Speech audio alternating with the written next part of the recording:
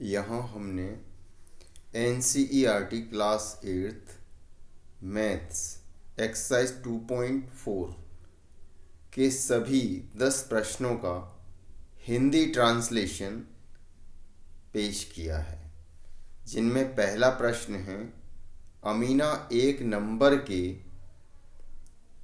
बारे में सोचती है और उसमें से 5/2 घटाती है। वह परिणाम को 8 से गुणा करती है। अब प्राप्त परिणाम उसके द्वारा सोचे नंबर का 3 गुना है। नंबर क्या है? प्रश्न 2, एक पॉजिटिव नंबर दूसरे नंबर का 5 गुना है।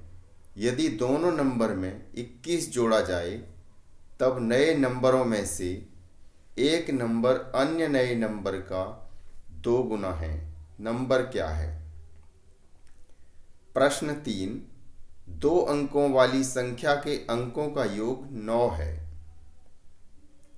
जब हम अंकों को आपस में बदलते हैं तो नई परिणामी संख्या ओरिजिनल नंबर से 27 ज़्यादा है। 2 अंकों की संख्या क्या है?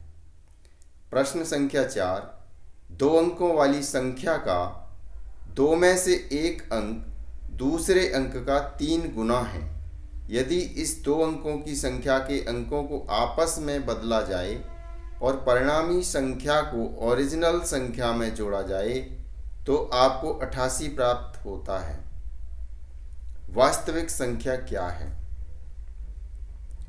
प्रश्न संख्या 5, शोभो की मां की वर्तमान आयु शोभो की वर्तमान आयु की 6 गुना है।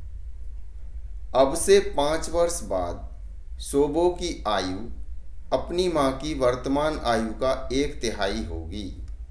उनकी वर्तमान आयु क्या है? प्रश्न संख्या 6, महुली गांव में एक संकरा आयताकार प्लॉट स्कूल के लिए आरक्षित है। प्लॉट की लंबाई और चौड़ाई का अनुपात 11:4 है। 100 रुपये प्रति मीटर की दर से प्लॉट की 4 दीवारी का खर्चा ग्राम पंचायत को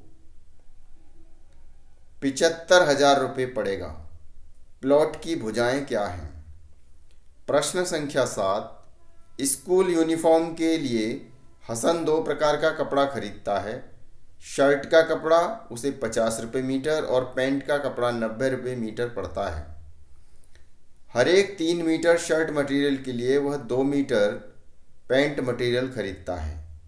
वह मटेरियल को 12% और 10% के क्रमशः लाभ पर बेचता है। उसकी कुल बिक्री 36,600। उसने पैंट मटेरियल कितना खरीदा? प्रश्न संख्या 8, हिरणों के झुंड से आधे खेत में चर रहे हैं और बचे का 3/4 पास ही खेल रहे हैं। शेष 9 तालाब से पानी पी रहे हैं। झुंड में हिरणों की संख्या ज्ञात करें। प्रश्न संख्या 9, एक दादाजी अपनी पोती से 10 गुना बड़े हैं। वे उससे 54 वर्ष बड़े भी हैं। उनकी वर्तमान आयु ज्ञात करें। अमन की आयु उसके बेटे की आयु की 3 गुना है। 10 वर्ष पहले वह अपने बेटे की आयु का 5 गुना था। उनकी वर्तमान आयु ज्ञात करें। आशा करते हैं कि ये हिंदी ट्रांसलेशन इन प्रश्नों को हल करने में आपकी मदद करेगा, जिन्हें आप इंग्लिश ट्रांसलेशन से नहीं कर पा रहे थे।